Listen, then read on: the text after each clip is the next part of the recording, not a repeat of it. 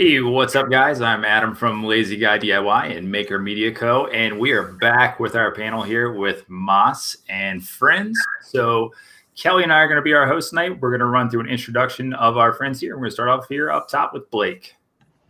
How's it going, guys? I am Blake. I run BM Sculptures, where I do all different kinds of sculptures. I kind of specialize in mixed materials.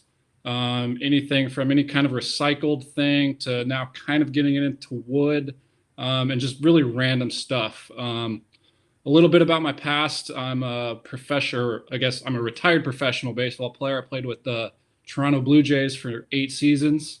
Just recently retired 2 years ago, and now full-time artist, and couldn't enjoy it more.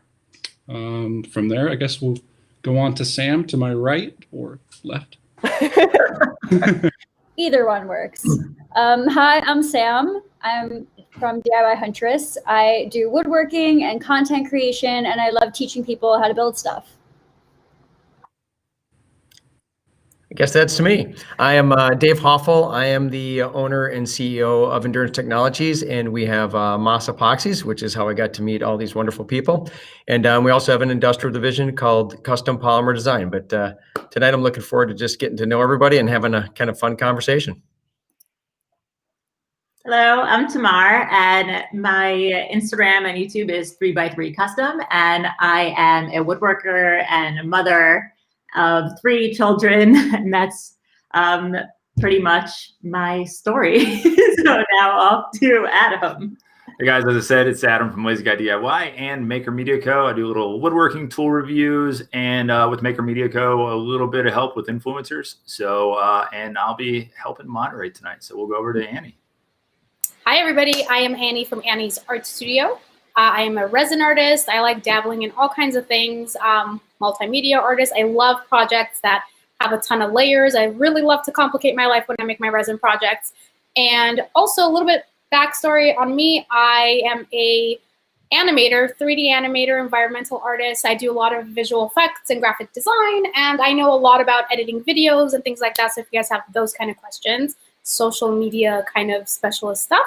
And that's it. I think we're going to go to Haley. Haley? Are we going to Haley? Let's go to Haley. Hi, guys.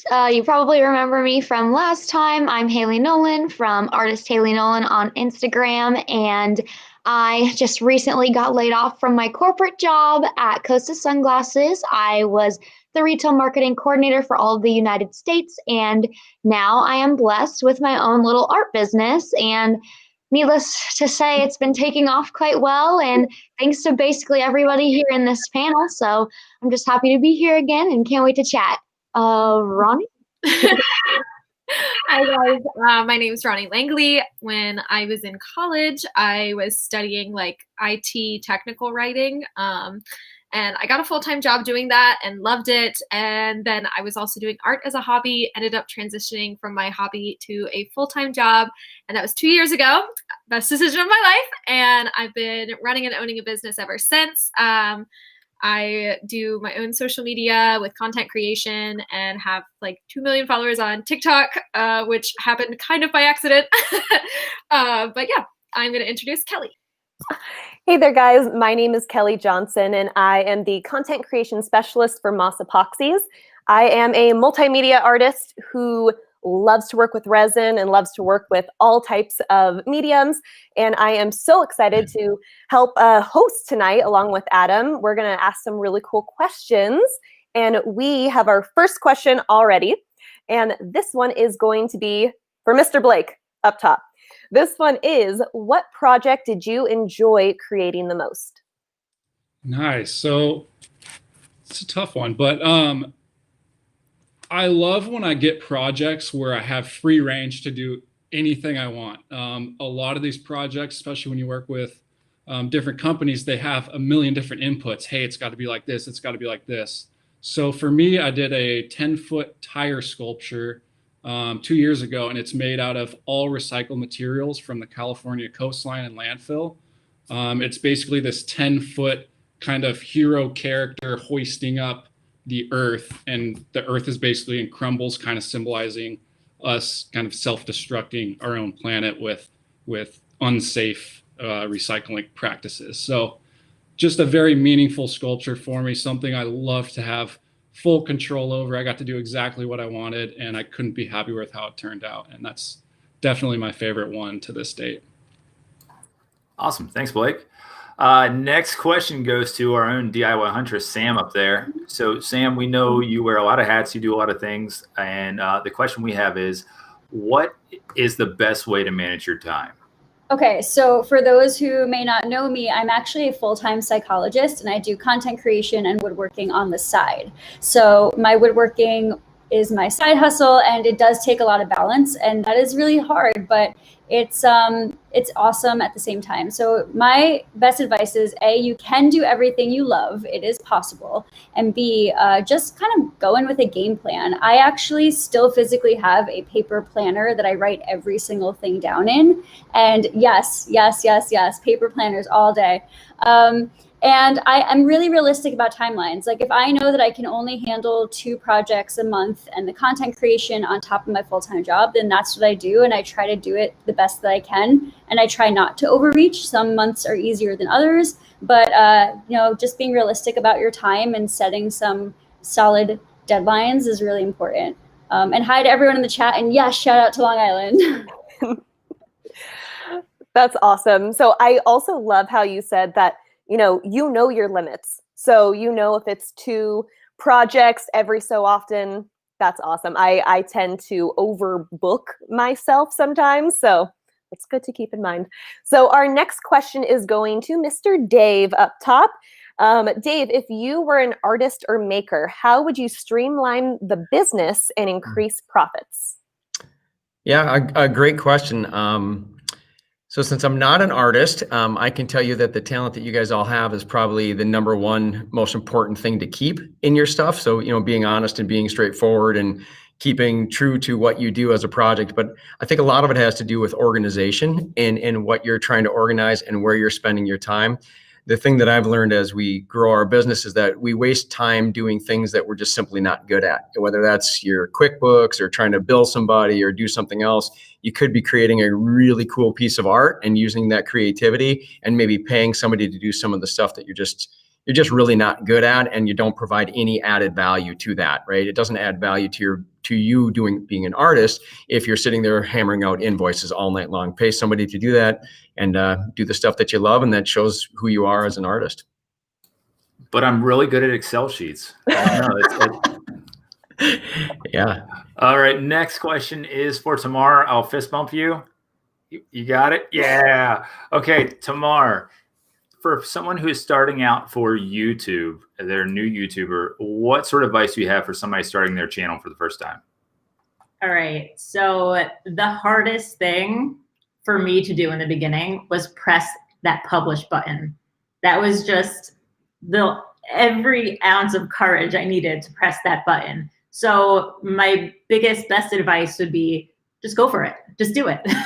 Just try it out. If people don't watch, they don't watch. If people watch and it takes off, that's amazing. But that being said, don't right away invest in everything. Don't get the best camera. Don't buy the best editing software. Don't get the best computer, because you don't know if it's going to be something that you're going to enjoy or that's something going to take off. My first couple of videos were done completely on my iPhone, edited in iMovie. I didn't have to spend anything on equipment or anything like that. And then once it started to take off, I got like a little just like video camera and then worked with that until it broke.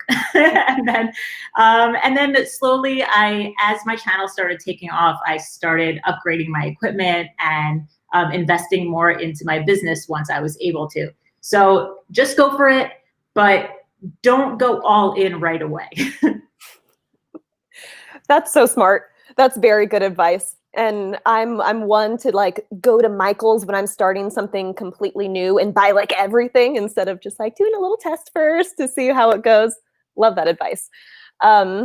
Let's see. Mr. Adam, this question is for you. What's the best way to cold pitch a brand for a collaboration?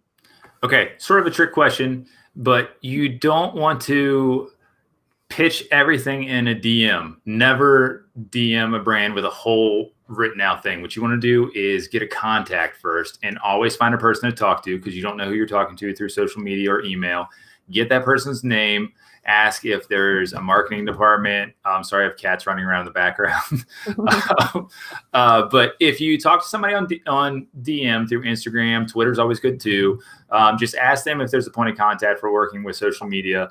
And then get an email and start talking to them, or a phone number. And that's when you start talking to them about your project. Have a project in mind.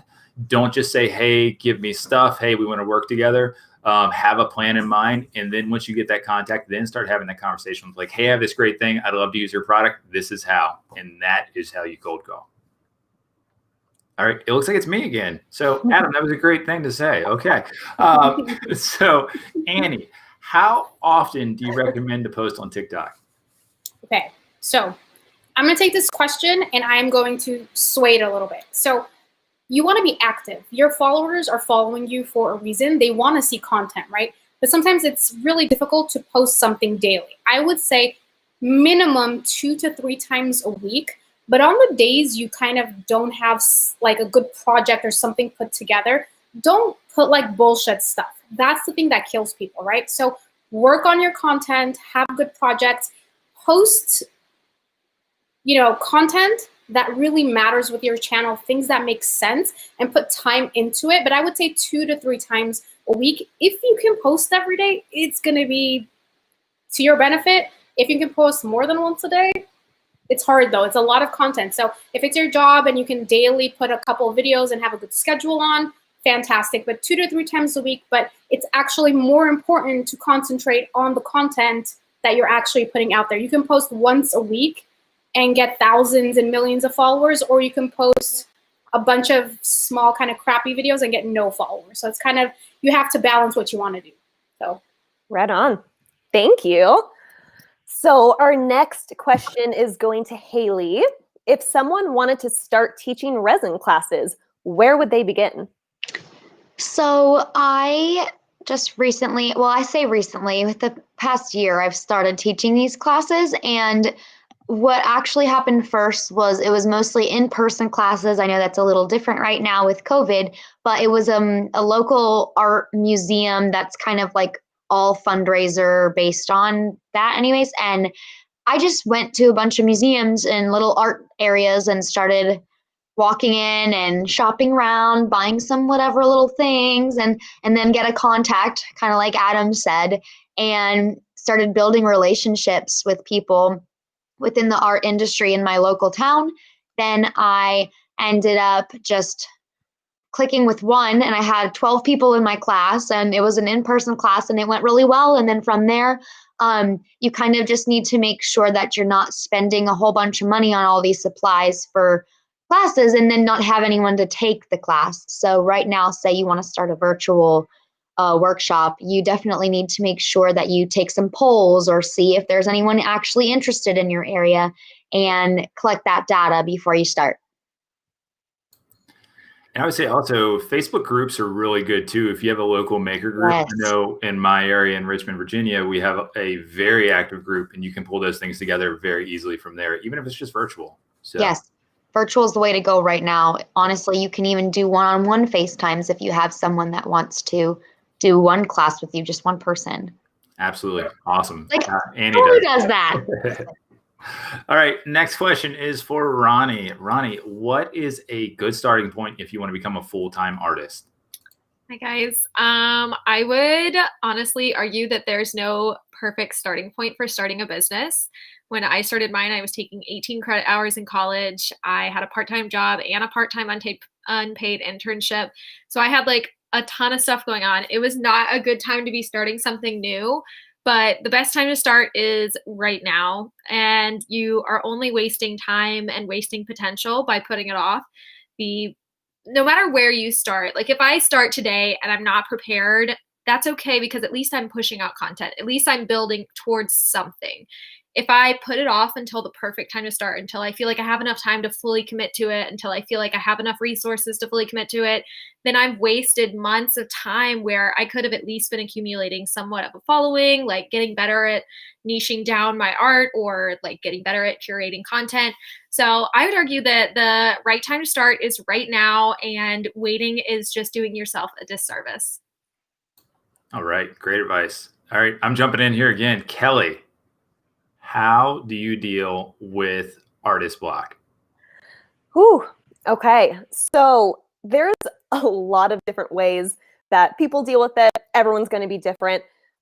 Me personally, first place I go is Pinterest. So that's usually the thing I start looking, and I'll look up a theme. So mountain ranges, and start just looking up different themes, and I'll have a little sketchbook next to me, and I'll start taking notes. I'll start doodling. I'll make little thumbnails, something like that, just to kind of get my brain going. Also, trying something completely different. So if I'm working on an epoxy project and I'm just stuck, well, I'll go and do like some macrame, or I'll go and use my iPad and go on Procreate and do some sketching, just getting my brain off of whatever I'm doing and kind of hit a refresh. That's usually like my first ways to start kind of getting out of an art block. All right, so, oops, hold on one second. I'm actually looking here. So this next question is for Blake. How did you get started with your sculptures? So I got kind of started in the whole art world kind of strangely. When I was pretty young, there's this koi fish painting at my parents' house. I'd pass it by every single day. And one random day I passed by it, and it's like one of those paintings where it looks like someone just scribbled, and like my mom just framed it up like this is the best picture ever. So I pass it by one day. I'm like, Mom, this painting sucks. Like, why did you frame this thing? I could do something way better than this. So I ended up going to Michael's, going to whatever store that was around, and I bought my first paint set, and I started painting. And that's really where everything started for me, is painting with acrylics. I did a lot of ocean scenery, just kind of a lot of real life paintings. And then from there, I was kind of fortunate enough to have a 6-month baseball season, and then the whole off season to dedicate fully to art. So I had 6 months to kind of just sell art and sell paintings. And I quickly learned I'm not a good enough painter to be selling these for my off-season job. So that's kind of where I dove into, hey, I need to go kind of outside the box here and try these sculptures with just weird materials and see if that catches. That's kind of where it really started, is just kind of thinking, hey, I need to do something new. I need to pivot here. That's what I did, and it worked out so far. So we're going with it. And it wasn't your mom that painted the koi fish painting, was it? Hopefully not. Otherwise, I would have been kicked out a long time ago.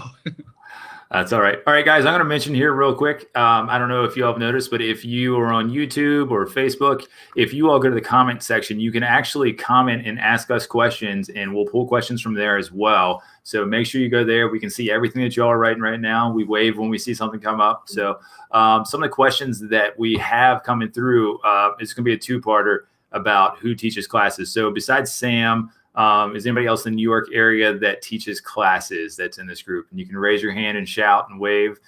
Tamar's got too many kids at home to be able to do that, but that's all right. But then we also have other people who teach a virtual class. So raise your hand if you teach a virtual class and plug yourself right now. Hey guys, I'm Annie. So Haley, I know Haley, what are the classes that you have? Yours are a little bit more. So mine are more stringent. Yeah, I just do the resin ocean tutorials, and I can also do resin marbled tutorials for you guys. So I do them all virtually via FaceTime, Zoom, or Skype, and all that information is on my website. And each class is however long it needs to be for me to teach you how to do it. And I believe it's $60 on my website right now.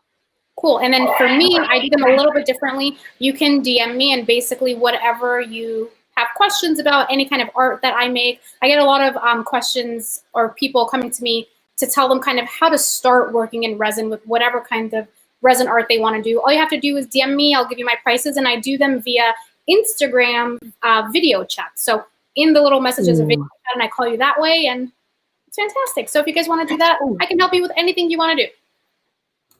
Awesome. Thank you all. And we have a very, very difficult question, a very important one for Sam. Sam, what is the worst haircut you have ever had? This is really important. I'm so happy someone asked me this question. Also, let's just talk about the fact that I did brush my hair for this. So let's start with that positive. Okay.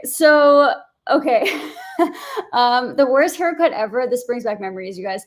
When I was having my sweet 16, I went to get my hair trimmed for my sweet 16, and the person took off too much hair. And so at that point I was like, take it all off, and ended up with like this super short pixie cut like this on my sweet 16 in my little pink dress. And I was like, hey everyone, what's up? No hair. No, my dad wasn't shocked or anything, you know, like it was totally fine. Oh my gosh. Needless to say, I will never cut my hair that short again. So there you go. I'm sure you looked adorable. I would love to see that picture. I wish we had that and could just like blow it up on the screen right now. It was adorable until like it hits that weird growth period. And then you're like, well, now we're just here. So Hint, hint, we need to see that on Instagram in a group message. oh, that needs to happen. Okay, I'm going to find a photo happening. All right, guys. So the next question is for Dave. So what are your thoughts on competition as an artist? So I know a lot of people feel like it's hard to get established and compete to other really big accounts. How do you overcome strong competition? Well, that's a great question. So I see competition maybe different than others, and I see competition, if it's good competition, there's nothing better than becoming friends. I mean, people in this group would be considered competition maybe, but as you start to develop who you are, I think that's the most important thing. And as you have competition, get to know them, get to know what they do, and you can appreciate other people's work.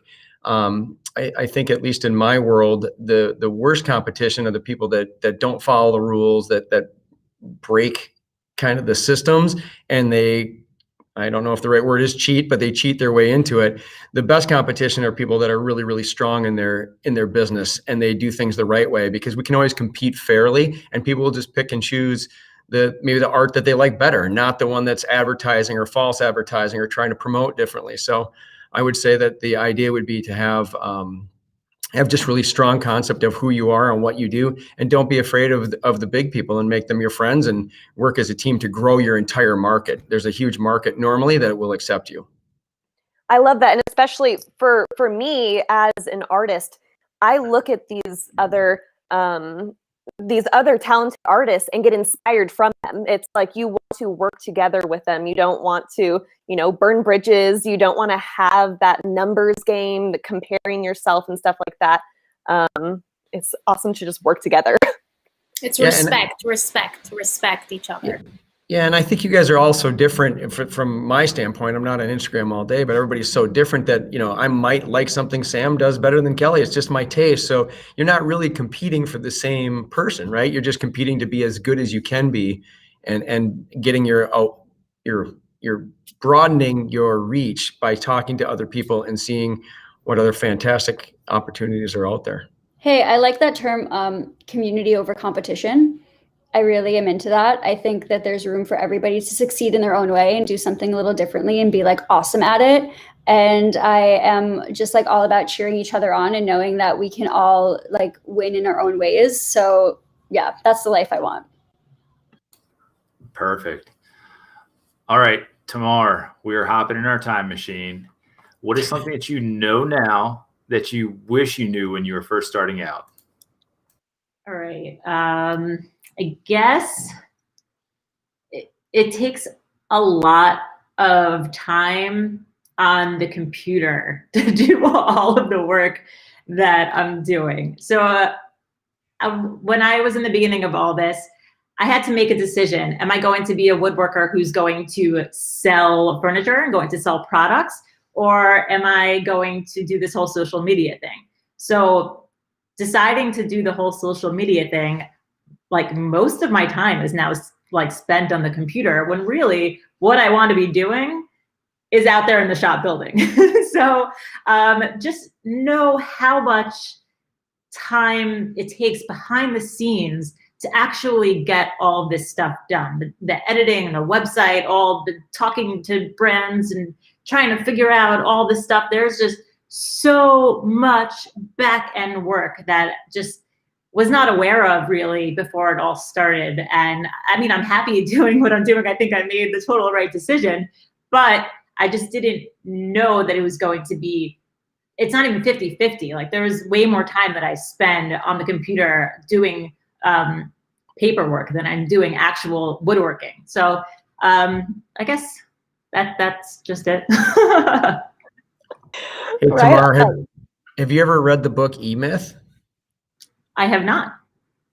Yeah, so for all of you, E-Myth is basically the entrepreneurial myth. It's a really good book, but it touches on everything you said about, you know, you love doing one thing and then you find your whole day goes to the stuff that you don't enjoy doing, right? And it's super important to sort that out quickly if you can, so that you're not stuck doing the stuff you don't love in order to make money versus doing the stuff you love, which makes you, you know, a whole person. So awesome. I will have to read that. All right, Mr. Adam, we have a question for you. What services does Maker Media Co. offer? So things have changed a little bit from the initial thought of how I was going to run this, but basically you have representation for athletes and actors, and I wanted something to be out there for makers as well. So anything from business coaching for social media, contracts, anything along those lines of working with brands to try to help the little guy, because a lot of times what happens is there's some of those big accounts just swallow up a lot of the deals out there. No offense to our big account friends, but it's great to be able to, like when you're just starting out, to kind of find out what to do, learn the ropes. So a lot of coaching, and then I also work with brands too, and we consult and how to set up their social media and do things along the lines of starting ambassador teams and different programs so we can work with makers that need more opportunities. And then I'm going to ask a question again too. Let's see here. Annie, let's see. Question it's on the screen right there. Yep, it's already on the screen there. People keep typing it and it pops up. So this is from Diane Williams, and she says she's nervous about using resin. I want to finish about 20 paintings. Just order mass resin in a gallon size. So just going to go for it. So my question is, what temperature does it need to be for them to cure? Okay, so Diane, first of all, I see in the comments, and thank you for commenting. So resin is going to cure when you put your both parts together, no matter what, as long as it's in like a room temperature, let's say, right? If it's really, really cold, your resin's not going to cure, because resin, the two parts, when they come together, they need to chemically bond, and it heats up, and it slowly over time, depending on what resin you're using, there's a certain amount of time and it will start curing, right? So I would say like room temperature, because once your room starts getting a little bit too hot, it's going to heat up too fast. You'll have exothermic reactions, and you're not going to have enough time with your resin, right? So each resin has, if you read, you know, the label and everything that comes with it, it tells you how much of a pot life you have, right? So you want to pay attention to that. Certain resins, you'll have an hour work time. Certain resins that work fast, you'll have 20 to 30-minute work time, sometimes less. So you want to pay attention to that. And the hotter it is, the faster your resin, no matter what, is going to cure. But there's not something you do kind of to make it cure. It cures together once you put the part A and part B together. So cool. So yeah. I actually have a little question to kind of go off on that. I know you mentioned an exothermic reaction. Yes. So who here in this group, and I'm looking at this girl right next to me, has anyone here had a big exothermic reaction that has happened to them? Ronnie really did. Wow. I had one. This is a pro tip for everybody. So if you're making a rivet table, don't be stupid like I was. So I was making a coffee table size river table, and I'd put my wood in, I'd siliconed all my sides, and I was ready to go. And I had measured out exactly how much resin I needed. So I mixed all my deep pour and then poured it in. And it was just like a little bit below the very top. So I was like, okay, I'll just mix another like cup of it and put it in. So I mixed a little bit more and put it in. It was still like not quite at the top. So I mixed a little more and put it in. And it was still not quite at the top. So I mixed more and I put it in. And at that point I was like, okay, something's not adding up here. My wood was floating.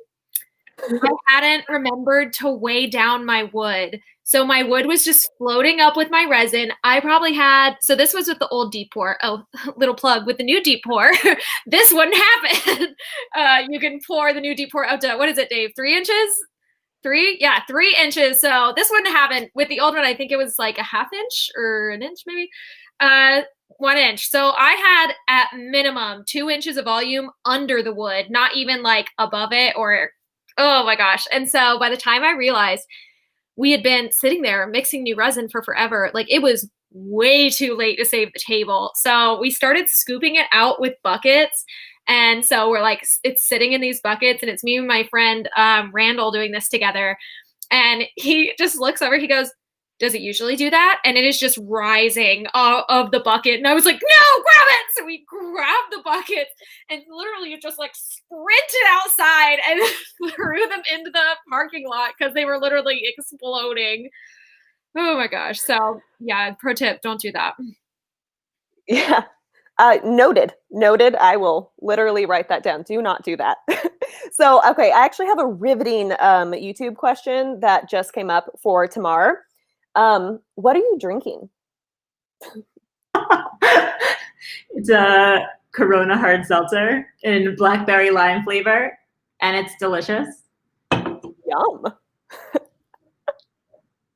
What is everyone drinking? I'm very curious about this. I'm having what are you having? I'm a pirate. I just drink straight whiskey. I'm having an old fashioned. I have a water. I have a water also, the hard stuff. Keeping it classy. Wine in a solo cup, baby. There you go. Last time I had beer in a coffee cup, I was hiding it. This time there's no shame. No, none, not at all. I just have walnut finish. That's all I have around here. Oh no, Blake. Do not drink Don't that. drink it.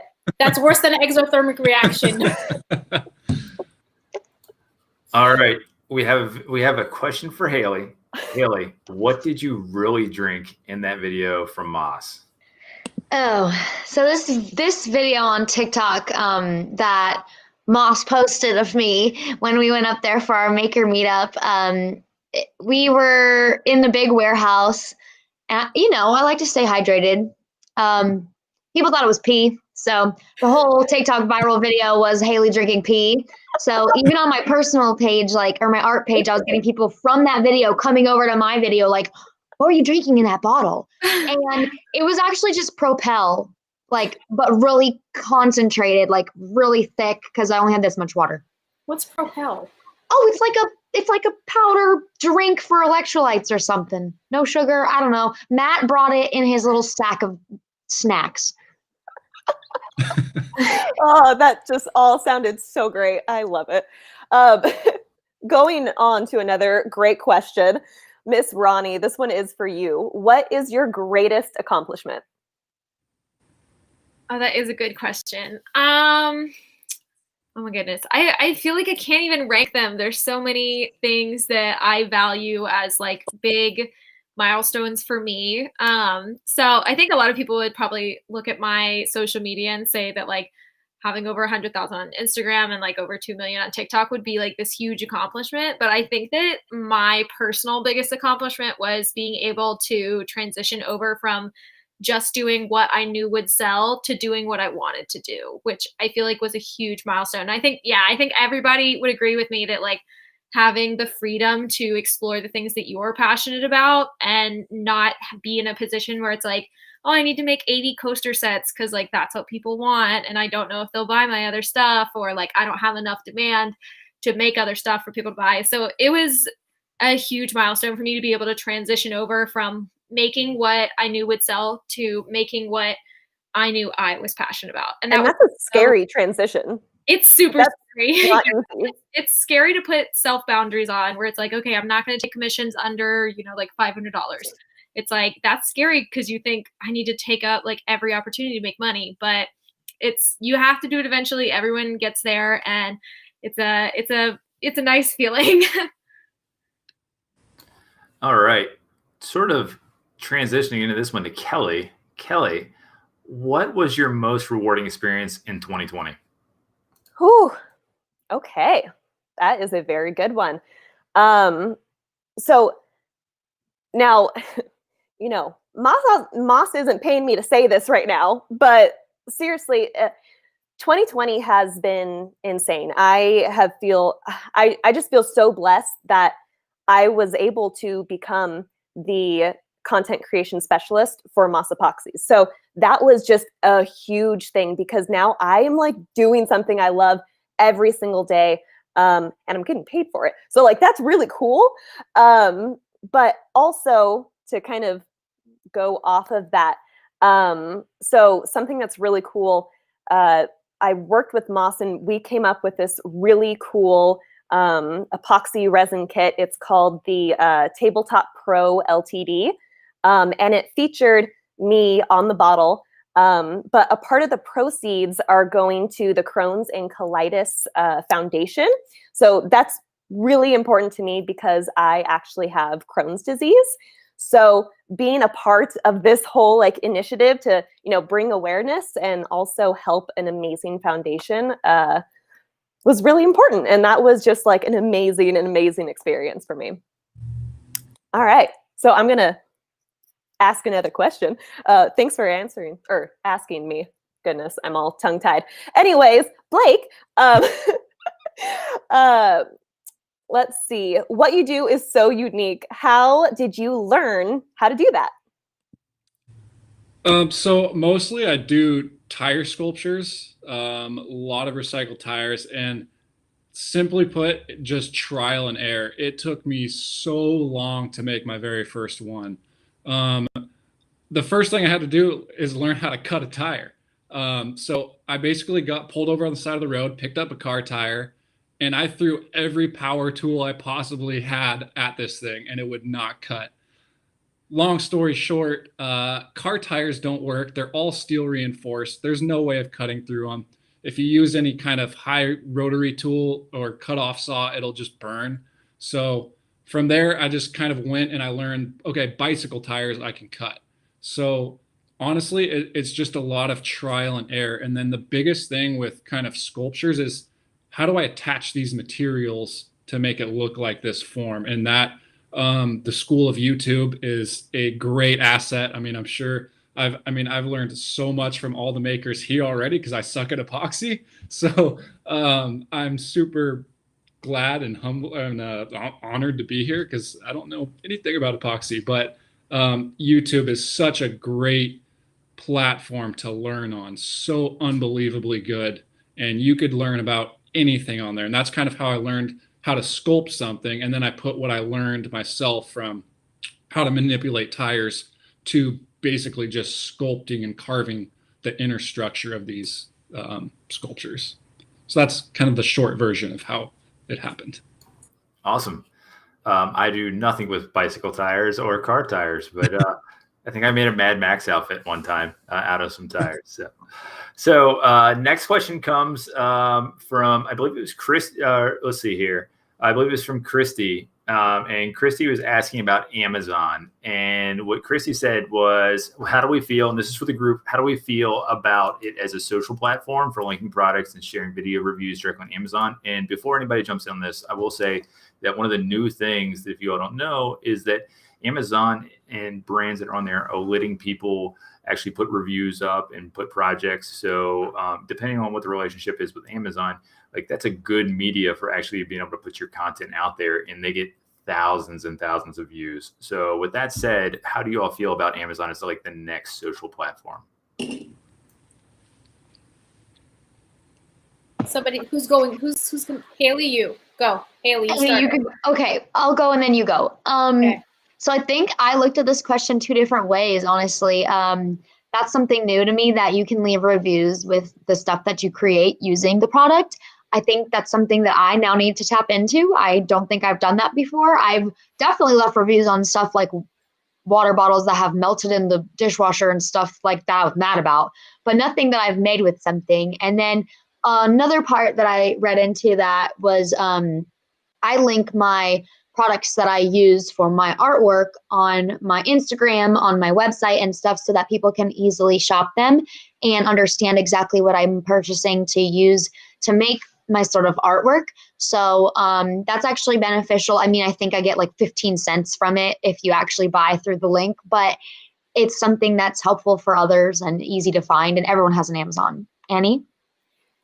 Yeah, so when this Amazon influencer thing started, I got a message like years ago from them, and they asked me to like kind of do a trial thing. So before everybody could join, I kind of started one, and I thought it was weird, but now it's like, the thing is, as creators and content creators and what kind of maker you are, we buy a lot of items off of Amazon, especially with the coronavirus right now, because we're home all the time.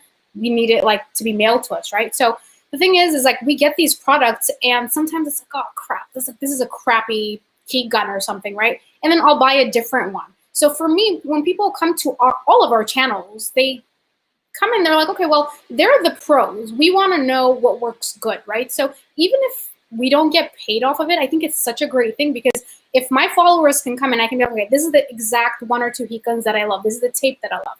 This is the mold and these are things that I've tried. I'll never put something on there that I've never tried before or hasn't gotten mailed to me.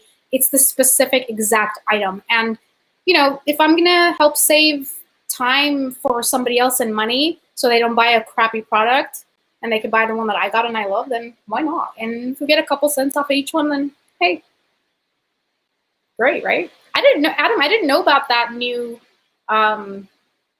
feature. That's pretty awesome. We need to look into that. Yeah, it's really specific depending on what the relationship is with Amazon and the brand, but they can upload your videos straight from YouTube, from your YouTube channel.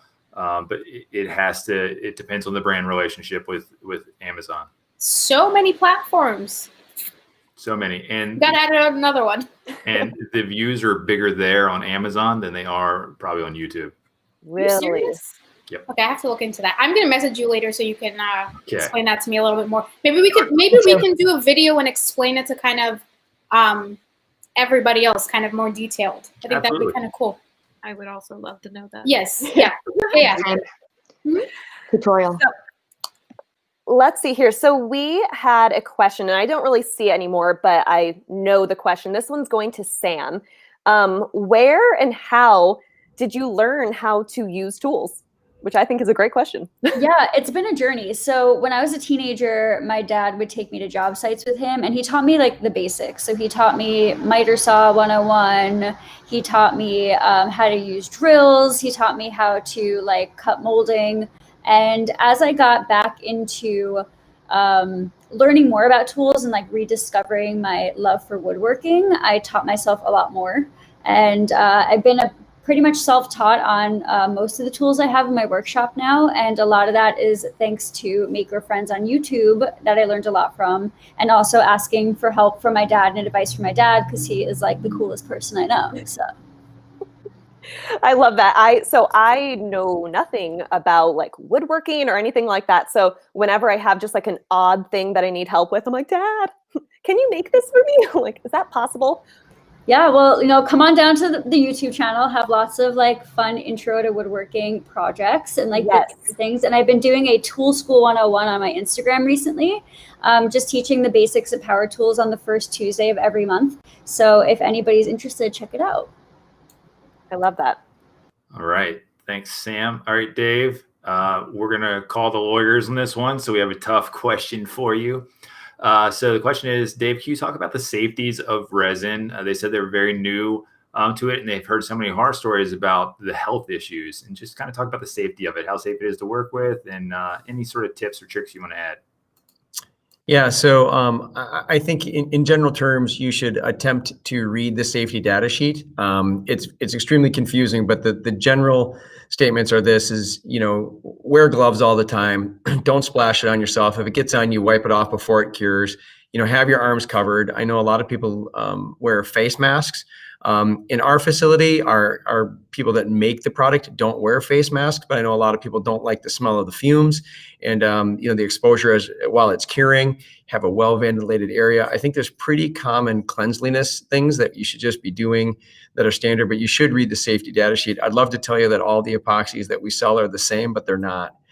Some are very less sensitizing. They're low in odor. They're not as harmful as others, but all of them are dangerous if you're mishandling the product. So read those safety data sheets. And again, I think most of the people in this have posted about it, or people are using good hygiene. I've talked about it actually on my Hoff CEO Instagram account, just showing what gloves should look like, and wearing glasses. You don't want it in your eyes, and a lot of very pretty simple things to do. But really read a safety data sheet and make sure that it is the same. And I would tell you, if the supplier that you're buying your epoxy from does not offer you a safety data sheet, then you should not buy from them. And if they don't have a phone number that you can call and ask a question, you shouldn't buy from them either, because they're really not out there looking for your best interests. Most of the best suppliers have all of that. And that includes my competition, as I talked about earlier. A lot of us publish everything. We're really straightforward on how to do it. So go to those people. That's awesome. Thank you, Dave. So this next question is going to Ms. Tamar. What tools do you consider essential for a beginner? Essential for a beginner. I guess besides for the basics that someone would start with, like you could build anything with a circular saw and a couple of drills. Once you get beyond that, if you really want to get into like legit woodworking, I would say a table saw. I know like it's super scary and it's like a really like big scary tool, but like once you start getting deeper into it, you could just do so much with it. You like do joinery stuff, and just when I remember the first time that I was able to rip wood into like thinner strips, I was like, oh my God, this is a game changer. So a table saw is definitely a game changer. And then after that, when you get a little bit further along, my favorite tools are routers. I know that a lot of people find them to be very scary also. I don't think that they're essential for beginners. Saying once you move on from circular saws and table saws, routers are just take your projects to the absolute next level. Awesome. I have to say, those are the first two tools I bought, and you're spot on. I bought the table saw and then I bought a router, and I don't really know how to use them quite well yet. My dad helps, but definitely great advice. Awesome. So this next question is for Mr. Adam. What is something that you wish was different in the maker community?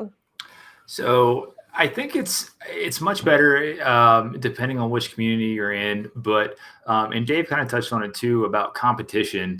But I think that once people realize that we're all in this together and you can lift each other up, that it just makes everything so much better for everyone around. People sometimes just get a little upset if people are doing similar things to them. But really, there's so many of us out here making that we can all just basically learn and grow together. And it makes the community stronger. Share people's other work. You're not against them. It's different if you're selling tables in the same town or something like that. But when it's this huge online community, we can all help each other. And that's the big thing that I wish would be a little bit different, but I think we're getting there. Preach. Amen. So I have a great question coming in for Blake. Blake, and then sorry, earmuffs for the people that don't want to hear a bad word, but Blake, you damn handsome bastard. Are you single? And if not, do you have a brother? And this is not my question. This is a question that came through. I am happily married, good-looking guy, but this is what they want to hear. Adam, you just had to ask me before this started if you wanted to know. Yes, I've been married for over 8 years, and I do have a brother. He's also married too. Yeah, I don't know. Oh, that's awesome. So So I'm looking, so currently we have a screen on our little screen here that has all of these chats coming in from YouTube. Thank you guys so much for sending in your questions. Please keep them coming. So if you have anything about resin, starting a business, really anything you would like to know, ask it in the comments. And I just kind of wanted to kind of go back to that question that Adam previously answered about the maker community and like the competition and the comparing yourself. Like I look at all these people on the screen right here, and I have been so inspired by every person and what they do in their craft. I also kind of want to know, for everyone here, do you guys do different types of crafts? Like, do you only stick with woodworking? Do you only stick with epoxy? What do you guys kind of like to dabble in? For anyone. I'll take this one off. I have probably experimented with every medium known to man. I used to be really into oils. I love their blendability and how long you can work with them. Did a lot of acrylic work, watercolor. I actually used to do embroidery as well. And I did a lot of sculpture work. So I've really done a ton of stuff. And when you're running a social media page, you do want to keep things looking somewhat like tidy and like consistent. And so not everything that I create goes on my page. Like if I have something that looks completely different and that I'm not planning to sell anyways, I won't be posting it. But it doesn't mean I'm not doing more and different mediums behind the scenes. And it's kind of funny to touch on that. Now, my page is completely the opposite. So like my whole entire page is something new every single time. So, you know, it's not very like consistent with like the images and stuff because everything's so different. But consistently a variety. Yes. So it is still consistent and uniform. It's just that that's how yours has always looked. And so it stays true to who you are. You have a style. You have a very definite style. That's the thing. They're different, but when somebody watches your videos, you post a new video, they know exactly what's coming to them. They know what kind of tutorial, what kind of video formatting, the way you film and everything. They know what's coming. So it is consistent in a way, just different art forms. So kind of is the same. Hey, if I can jump in, I think the beauty of DIY, and I think that's what we all do it yourself, like we're all doing things, is learning new techniques and trying new things. For me, like I actually started my brand with crafting and then moved on to woodworking from there. And now I kind of delve into resin and welding and like home improvement stuff. So I think, you know, and I think I speak for everyone here, like we all love experimenting with new techniques, and that's like part of the process. And to me, that's like the most fun part of the process. And Sam, I think you were doing signs for people when like we first started talking. That was like totally. Yeah. So like when I first actually started sharing my woodworking, it's because I was making custom signs for like local musicians and local businesses. And then I realized like, wait, people actually like watching me do woodworking. Okay, so I'll show more stuff. And then it like started from there. And from there it just grew. And now I'm like, I do self-taught welding and got to learn about resin from these amazing makers in this panel, you know, and got to learn about new techniques from there. So there's always growth and there's always learning. And that's like the best part of it. I like making surfboards also. So if anyone wants a surfboard, there's resin on those. I can make you one. I do. Can you actually surf in the water with you can surf with them? You don't slip on the resin? So I have to say, Dave, I need to get with you on this because I haven't actually tried moss resin on my surfboards. I've tried a particular resin that I've used since I was like a baby building surfboards in my dad's shed. That literally cures in like a hot minute. No joke. Like you have to chuck the bucket away. Like you pour it, you spread it, and you chuck it. So you don't really have much time to like make it pretty. But Dave, I'd be curious if there's a resin I can use to make working surfboards. Yeah, for sure. Sure. All the stand-up paddle boards are made with epoxy because they're use a different type of foam, an EPS foam versus what you used to use in the old surf days, which was a polyurethane foam. Yep. And we do have in the CPD line actually resin specifically for surfboards. You could also use the stuff that you're getting from us. I mean, they're all very similar, but you want something that has some UV protection in it. So if you're using like Moss LV, do you have any of that down there? I have a little jug of it. Yeah, it's going to be a little thick, but that's okay. You know, just spread it on thin, and you know, I love people using a lot of epoxy, but I hate it when people have to sand it because it's just so hard to sand. So just try to put it on as thin as you can, because those polyester resins are very thin. And I can glass it with like fiberglass sheets. Yeah, the same like 3-6 ounce, whatever you're using. Yep. Wow, I need to try that. I'll let you guys know how that goes. It will yellow though. I mean, you know, I can color it though. If I tinted it, it probably wouldn't be noticeable if I did like highlighter blue. Yeah, it'd be cool. Super cool. I'll let you know what happens. I always do a miniature. I'll do a miniature foam block first.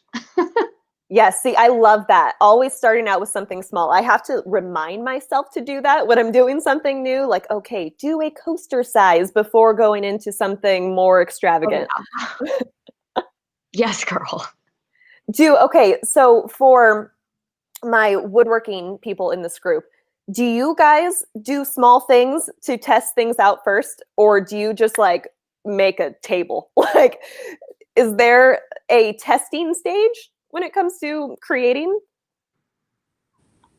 Sometimes. A lot of times, like, the testing is like done on camera, like on video. Like, what you're seeing is the testing. And I guess there's like with like all of my projects, they're all like, it's all the first time that I'm making it, you know? So like, I wouldn't, like, the projects that I'm making on YouTube, like, I wouldn't be able to sell those, or it's not like an efficient way to make it, to sell it, because it's like, you make something efficient really like the third time you make it. You know what I'm talking about? Like, so you figure out all the kinks. So I guess to answer your question, the first time that I'm making it is the test. Is the time, yeah. But hey, like, that's part of the process, and that's what makes it fun, right? Everyone starts somewhere, and I think that it's really fun to watch somebody else try something for the first time, and then it doesn't seem so scary anymore. I think one of the interesting things too with the woodworking crew, I know with Sam and you and Tamar, like with us, like, we'll build something and we learn that technique, and maybe we'll use it on something else, but that build is done at that point. And so like with you all, the resin artists, you all continue to expand your craft and repeat the process over and over again, and you get really awesome at it. But like, I've built like maybe like 1 or 2 desks or something like that, but I haven't built another desk again. Or if you build like a table, like, it's going to be like months in between you do a table again. So, I mean, it's kind of like you keep jumping and jumping and jumping again, and it's, the consistency isn't as there as much unless you're like mass producing. Now, have you ever like ruined a project, and or do you usually find a way to fix it? I mean, what you do is you make it look good on camera. Well, okay, so both. Because honestly, like, I've definitely ruined projects before, and then I've been like, this isn't working, and gotten rid of them. But I usually try to fix it to make it look good, because I build out of necessity. So I build things that I need for my own life. And because of that, like, I need them to function and not fall apart.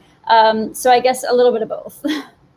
Right. And also with woodworking, there are parts. So like, you don't mess up like a whole table just doesn't like fall apart. It's like a part of the table doesn't work out. So I didn't even think about that part, you know? So true. Yeah. I'm sorry. I wanted to jump into, when we do testing here, if anybody ever really wants to have some fun, come and visit us. And we burn a lot of epoxy, and it's a very exciting learning experience. When we did the Deep Pour X, I think Derek poured probably 150 or 200 gallons total to see if that product was going to work for our customers. It's fun. Those of you that have been here to visit, it is really fun to see artists that really don't have to worry about the budget that they're working on, right, to experiment. So I'd recommend to everyone, if you can think more freely about it, I think you'll be very, very creative. You might throw a couple pieces out, but at the end, I think you come up with stuff that you just wouldn't have expected to get, or that's not normal. Did you say 120 gallons? Oh, it was more than that. Yeah. It was. At one time? No. Over time, he would pour one, and then it would fail, and he'd go, okay, we go back and we'd reformulate it, or he would get bubbles, or something would be wrong, the mold would leak. So, there's a lot that you do have to do, right? I mean, ours is a large scale because of the products that we sell. But it was interesting. His desk was on Instagram that he actually did, which was like his 9th or 10th pour, which is I think 27 or 30 gallons. I thought you meant he mixed 120 gallons at once, and I was going to say, how the hell do you do that? Yeah, Can you share that information? Road headquarters. Like, do you guys still have a headquarters? Like, did that not burst into flames? Well, that was a long time ago. Let's not do it again. I have a question for Kelly, and really anyone, all of you. What would you do if you weren't a full-time artist? So when I was going to college, the first thing I was studying was education. I wanted to be a preschool teacher. So obviously, if I wasn't a full-time artist, I would have to go back to school and learn how to do that. But I would absolutely love doing that. I love teaching. I love art. I love little kids. So that's what I would like to do. I was doing IT before this, so I'd probably still be doing IT. But, this is an upgrade. Definitely. Does anyone else want to answer that one? I was doing 3D animation, film, visual effects, kind of the very film industry stuff. It sounds fun, but it's really not. So I'm very happy doing what I'm doing now. That's awesome. And you are amazing at what you do. So I am, but I like this industry more. So I think that I would probably not make that much money. I would probably, I still don't, but I would probably want to be a CrossFit coach, I would say. That's something I'm still working on. I read the whole level 1 manual and everything, and I did a bunch of practice tests, but the class, to pay for it is expensive. So if I'm not actually going to coach, why would I want to pay for the license to coach? So that's probably what I would do. All right, guys. Bad news is that we have reached our time on this. So if you all have asked questions and we have not gotten to them, we'll be doing this again. Also, we'll be able to answer these questions in our YouTubes, Facebook, everything else. So we'll be able to answer you all directly. If they don't directly answer you, then we know they're not being nice. So everybody on here answer these questions that are all around. I'm pointing to you, one of you all. Anyway, so thanks, guys. What we're going to do real quick, I'm going to have everybody run through, starting up with Blake. We're going to tell, again, what your handles are. And if you're on Instagram or YouTube, say those channels as well, because I know several people were asking if we had more than one channel. I know we have all of our Instagram names on here right now, but if you have a YouTube as well, plug that. And Blake, let's kick it off with you. Blake McFarland. I'm on YouTube and Instagram at BM Sculptures, and then my website, just blakemcfarland.com. And I'm Sam, and my handle is DIY Huntress, and you can find me on Instagram, on YouTube, and also I have a website, which is DIYHuntress.com. I'm Dave. My handle is Hoff_CEO. That's all I have for social media, really, but you can certainly find our website at MossEpoxies.com. I'm Tamar, and I'm 3x3 Custom on Instagram and YouTube, and I also have a website, 3x3custom.com. And I am Adam from Lazy Guy DIY. That's Instagram and YouTube and the website as well. Oh, that's me, right? Hello, guys. I'm Annie. You can search me on all social media platforms. Annie's Art Studio on YouTube, Instagram, TikTok, Facebook. What else is there? My website is anniesartstudio.com. And thanks for joining, guys. It was so much fun. Haley. Oh, okay. I'm on Instagram at artist Haley Nolan, also on TikTok, same handle, and I just have a YouTube. I have 8 subscribers. It's just Haley Nolan. My website's haleynolan.com. Off to Ronnie. Hi guys, my name is Ronnie Langley. I'm on TikTok at Ronnie Langley. My website is ronnielangley.com, and I actually just ran a restock. So I have items in my shop for like the first time in forever. And I'm on Instagram at rll.designs. I'm also on YouTube under Ronnie Langley, so come check it out. And off to Haley. Awesome. Kelly, I go by Haley. Right, and I said the wrong name. All right, guys, my name is Kelly. You can find me on Instagram at kellybelly62, or I have another Instagram account called Creatively Kelly, and I have a TikTok, Creatively Kelly with a K. So you can find me there and also on the Moss account because you'll be seeing my face on there as well. But we just all want to thank you guys so much for joining. Your questions were awesome. We really enjoyed it, and we cannot wait for next time. So thank you guys so much. Thank you guys. Bye, everyone. Thank you. Thank you.